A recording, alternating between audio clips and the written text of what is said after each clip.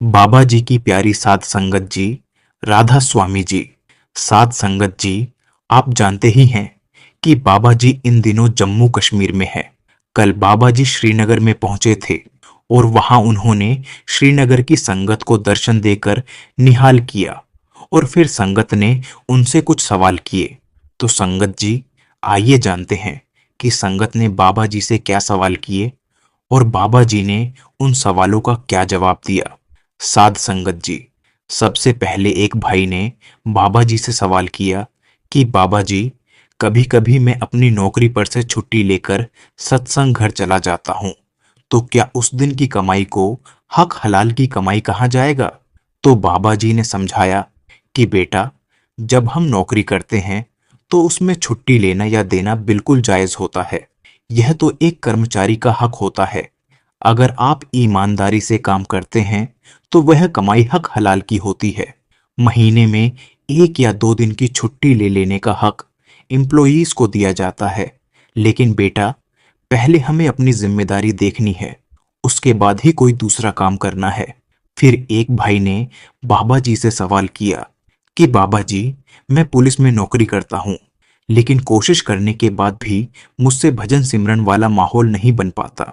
तो बाबा जी ने समझाया कि बेटा, माहौल तो हमें ही बनाना पड़ेगा।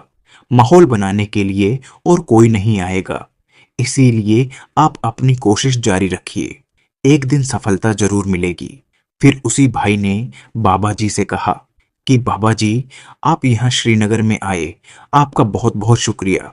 तो बाबा जी ने कहा कि बेटा, जम्मू कश्मीर की संगत का प्यार ही मुझे यहाँ ले आता है। फिर एक बीबी बाबा जी से पूछने लगी कि बाबा जी, मालिक ने इस दुनिया को क्यों बनाया है?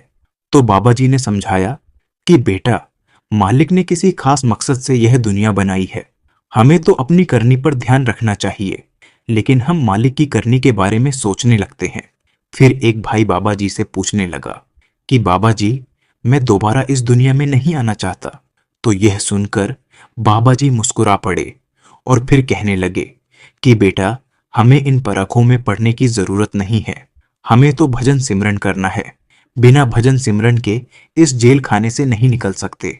नाम का जाप करते चलो और सब कुछ मालिक की रजा पर छोड़ दो। फिर एक भाई ने बाबा जी से पूछा कि बाबा जी, लोग कहते हैं कि एक पूर्ण संत किस्मत का लिखा भी बदल देते हैं। तो बाबा जी ने फरमाया कि बेटा, किस्मत में जो लिखा गया है उसको कोई नहीं बदल सकता। हमारे हिस्से में जो दुख लिखे गए हैं, उन दुखों को सहन करने की और उनसे लड़ने की ताकत हमें मिलती है।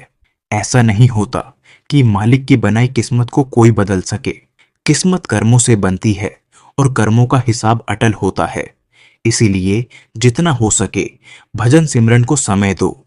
भजन सिमरन से कर्मों का बोझ हल्का होता है। फिर एक कश्मीरी लड़की बाबा जी से कहने लगी कि बाबा जी, मुझे अच्छे से हिंदी नहीं आती, इसीलिए सवाल पूछने में कुछ गलती हो जाए तो मुझे माफ कर देना। तो बाबा जी ने हाँ में सिर हिला दिया। फिर उस लड़की ने मिली जुली हिंदी भाषा में पूछा कि बाबा जी, मेरे अंदर कॉन्फिडेंस की कमी है। अंदर से तो मुझे लगता है कि मैं बहुत कुछ कर सकती हूँ, लेकिन जब कुछ करने की बारी आती है तो मेरे अंदर कॉन्फिडेंस नहीं आ पाता। तो बाबा जी ने फरमाया कि बेटा, मुझे तो आप में कॉन्फिडेंस की कमी दिखाई नहीं दे रही।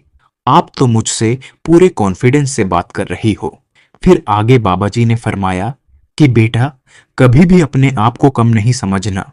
जब हम यह सोचकर बैठ जाएंगे कि हम कॉन्फिडेंस से बात नहीं कर पाते, तो हमारा कॉन्फिडेंस तो लूज होगा ही। इसीलिए हमेशा पॉजिटिव सोचना है। ज्यादा से ज्यादा जो काम हम कर रहे हैं उसमें गलती हो जाएगी, इससे ज्यादा तो कुछ नहीं होगा ना। इसलिए गलती से सीखकर आगे बढ़ना है। फिर उस लड़की ने कहा कि बाबा जी, कश्मीर की तरफ से आपको राधा स्वामी। फिर एक भाई बाबा जी से पूछने लगा कि बाबा जी, हम पूर्ण गुरु को कैसे पहचान सकते हैं? तो बाबा जी ने समझाते हुए कहा कि सबसे पहले हमें इस चीज को समझना चाहिए कि गुरु कौन होता है, किसको हम गुरु कहते हैं। नॉर्मल लाइफ में हम अपने टीचर को भी गुरु कह देते हैं। आगे बाबा जी ने समझाया कि गुरु शरीर नहीं है, गुरु शब्द है। लेकिन क्योंकि हम अभी तक शब्द के साथ नहीं जुड़ सके, तो जिससे भी हम शुरुआत करते हैं हम उसको गुरु कह देते हैं। आगे बाबा जी ने गुरबाणी का उदाहरण देते हुए समझाया, शब्द गुरु सूरत धुन चेला। ना तो शरीर में गुरु बनने की ताकत है और ना ही शरीर चेहला बन सकता है, लेकिन कम्युनिकेशन के लिए शरीर की जरूरत पड़ती है और शरीर ही शरीर को समझा सकता है। तो जिसने हमें सही रास्ता दिखाया, हमें समझाया, हमें अंधेरे से उजाले की ओर लेकर आया, उसे ही हम गुरु कह देते हैं। तो सात संगत जी, यह थे कुछ सवाल जवाब जो 29 मई को किए थे गुरु प्यारी सात संगत जी, राधा स्वामी जी।